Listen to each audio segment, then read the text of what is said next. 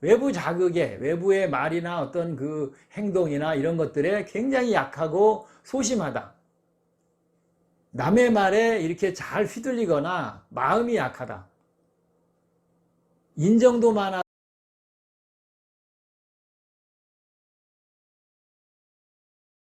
안녕하십니까? 자, 이번 시간에는 이제 여러분들과 함께 이 12운성에 관해서 시간을 마련을 해보도록 하겠습니다.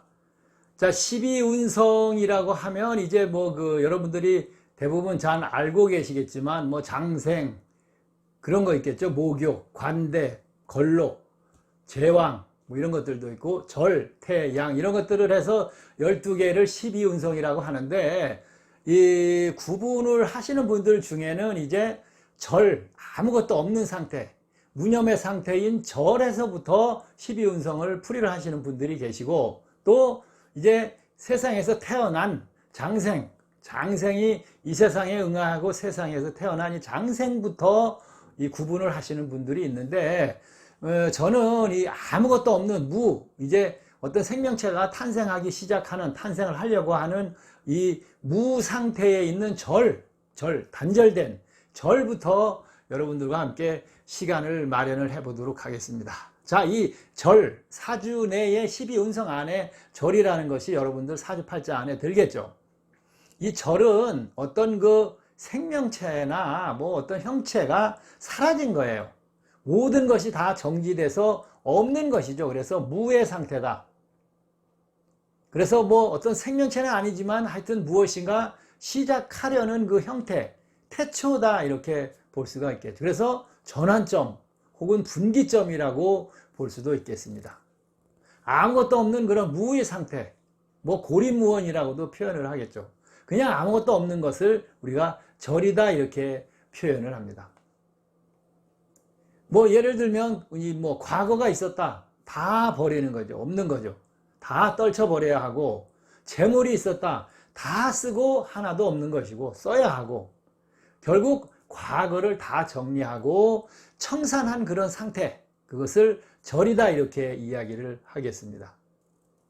그래서 이 절이라는 것은 결국 세상에서 다시 일어설 수 있는 어떤 그 전환점, 시작점, 어떤 결단의 시작점이다, 이렇게 볼 수 있는 것이 절이 되겠습니다. 이 절을 가진 사람들은 대부분이 절세미인의 미남들이 많다, 이렇게 보는 것이죠. 외모가 굉장히 매력적이고 외모도 뛰어난 사람들이 많은 것이 이 절에 해당한다. 그런 만큼 또 호색으로 망하는 경우도 이 절에서 발생한다, 이렇게 볼 수가 있겠어요. 절은 결국은 아무것도 없는 상태이다 보니까 고난과 신고는 반드시 따라드는 것이 바로 이 절이다, 이렇게 말씀을 드릴 수가 있습니다. 절은 이 12운성 중에 절은 그 가정이 불화하고 부부가 뭐 잘못되거나 뭐 하여튼 이런 관계, 가정 혹은 집안이 망할 때, 이런 때 잉태가 돼서 태어나는 것이 특징이다, 이렇게 이야기를 합니다. 사주에 절을 가지신 분들은 그런 연유로 인해서 남들을 돌봐주고 잘 해주고 도와주지만 결국은 내 등에 배신의 칼이 꽂히는 것이 바로 이 절이다, 그렇게 이해를 하시게 되겠습니다. 특히 일주, 월주에 이 절이 있으면 더 많은 어떤 그 고통과 좌절과 인내를 겪어야 한다, 이렇게 볼 수가 있겠습니다. 여기에 재성, 관성, 인성들이 재관이니 상생으로 잘 든다면 이런 어려운 국면들을 전환시키고 잘 헤쳐나갈 수 있다, 이렇게 보는 것이죠. 그래서 이 절은 순진하고 너무 담백하고 세상 물정을 모르고 어둡다고 이렇게 보는 것입니다. 이 절이 사주에 들어있으면. 그래서 실증이나 짜증이나 어떤 그 권태감을 쉽게 느끼는 것이죠. 그러다 보니까 불평불만을 심하게 표출할 수가 있고, 가정이나 어떤 주변 관계에 잘 조화를 하거나 적응을 하지 못한다, 이렇게 볼 수가 있겠습니다. 또 어떤 그 줏대가 없어서 남에게 잘 속고 이용당하고, 가족 관계나 대인 관계 이런 거에서 그래서 단절이 자주 오는 것이 바로 이 절이다 이렇게 볼 수가 있겠습니다. 이 절이 만약에 연지에 절이 들면 초년에 고생을 많이 한다. 그리고 부모 덕이 없거나 부족하고 이 부모의 어떤 가업을 승계를 해서도 안 되고 하면 남 좋은 일만 시킨다. 이렇게 절을 표현을 합니다. 연에 절이 들었을 경우에. 또 월에 이제 또 절이 들겠죠. 월이 절에 들면 남에게 잘 속는다. 그리고 주거 이동이나 변동이 좀 심하게 나타날 수가 있다. 그리고 풍파도 많고 또 형제 자매들과도 크게 인연이 없는 것이 바로 이 월에 이 절이 들었을 경우에 되겠습니다. 육친이죠. 뭐 부모, 형제 덕이 없다고 볼 수가 있겠습니다. 그리고 형충 뭐 이런 파 이런 것들과 만나면 그 영향이 조금은 더 깊게 크게 많이 나타날 수 있다고 보는 것이죠. 이 월지에 또 절이 들겠죠. 이제 월지에 절이 들면 성질이 좀 굉장히 조급하다 이렇게 표현을 해서 부부 애정 관계가 백년해로 하기는 어렵다. 그래서 생리 사별을 하거나 절연 관계로 부부 관계가 가는 경우도 있고, 그래서 여자는 이 월지에 절이 들면 연상연하와 인연을 맺는 경우가 많고, 뭐 38살, 40살 후에 이 나이 차이가 많이 나는 분과 결혼을 하는 것이 이 해로 할 수 있는 그런 길이다. 뭐 이렇게 이야기를 하기도 합니다. 그래서 만혼을 해야 한다. 뭐 이 얘기죠. 뭐 이게 시지에 이제 절이 시에 들면 자손들과의 인연이 어렵다. 이렇게 보는 것이죠. 그런데 재관인이 상생으로 갔을 경우에는 좋은 훌륭한 뭐 자녀도 얻을 수 있다고도 봅니다. 그리고 여자들은 이 시지에 절이 들면 이성관계가 굉장히 복잡하고 문란해질 수 있기 때문에 주의를 하고 살펴보아야 한다. 이렇게 말씀을 드릴 수가 있습니다. 자, 그래서 이 절은 어떤 그 땅 속에 묻혀 있는 이 형체가 없는 것과 같다. 이렇게 말씀을 드릴 수가, 뭐가 아무것도 생기지 않은 그 무의 상태.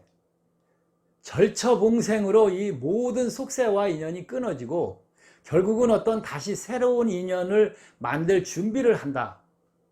깜깜한 밤에 어떤 그 빛도 없는 그런 막막한 상태, 무념무상이다. 이렇게 그런 상태를 우리가 사주 12운성 중에서 절이다. 이렇게 표현을 하는 것이죠. 이는 결국 모든 생명체를 탄생시키를 준비를 하는 그 과정의 기초에 놓여 있다. 이렇게 볼 수가 있겠습니다. 그래서 이 절이 사주에 들어있는 분들은 외부 자극에, 외부의 말이나 어떤 그 행동이나 이런 것들에 굉장히 약하고 소심하다. 남의 말에 이렇게 잘 휘둘리거나 마음이 약하다. 인정도 많아서 어떤 그 금전적인 손실을 자주 볼 수도 있다. 이렇게 말씀을 드립니다. 또 여성은 이 이성의 유혹에 약한 면을 보이는 것도 사실입니다.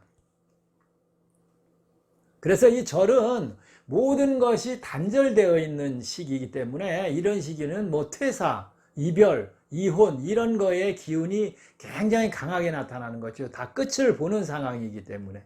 그리고 일지에 절이 놓여 있을 때 특히 더 강하게 나타나고 삶이 고단하고 기복도 심한 것이 일지에 절이 있을 경우가 되겠습니다.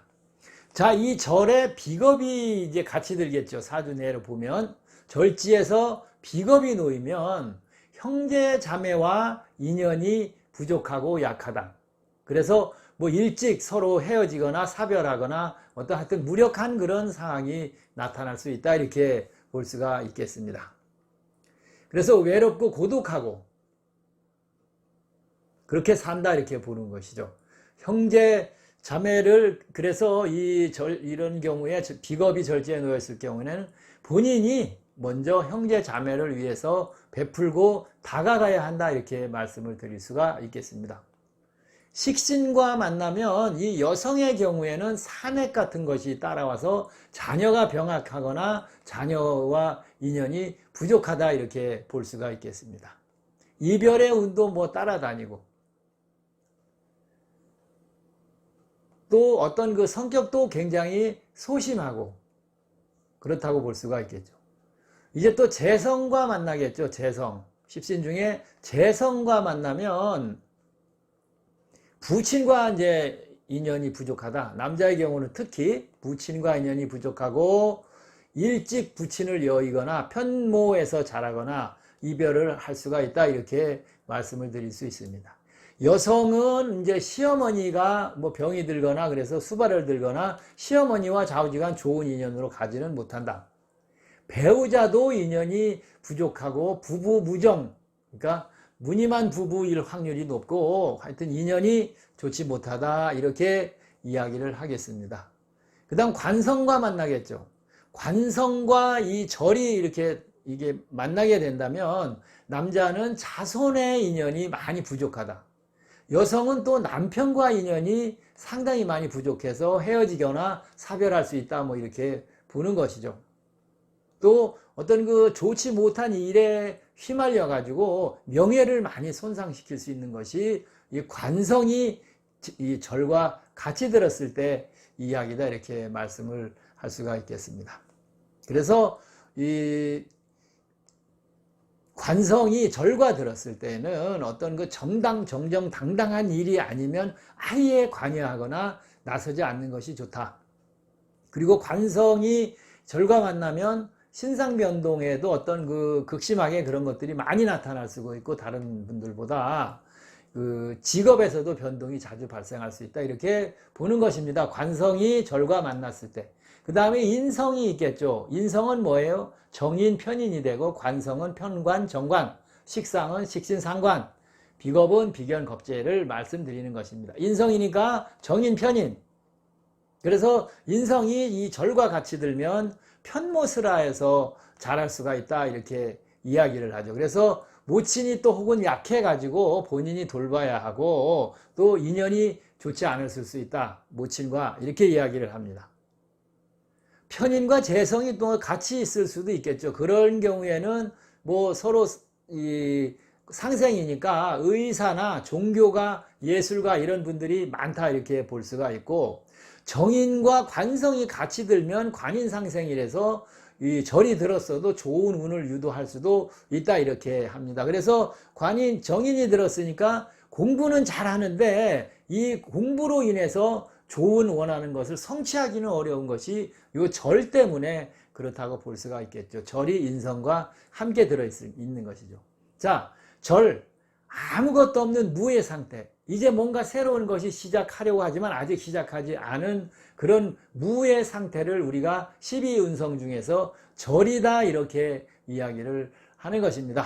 자, 이번 시간에는 여러분들 12운성과 함께 이 절에 관해서 말씀을 드렸습니다. 앞으로 뭐 태양포 뭐 해서 이 절에 관한 12가지의 12운성을 전부 여러분들과 함께 시간을 마련해 보고자 하니까 12운성에 관심 있으신 분들은 뭐 장생 이런 것들 다 올려드릴 것이니까 시간을 가지고 올릴 때마다 영상을 보시면 되겠습니다.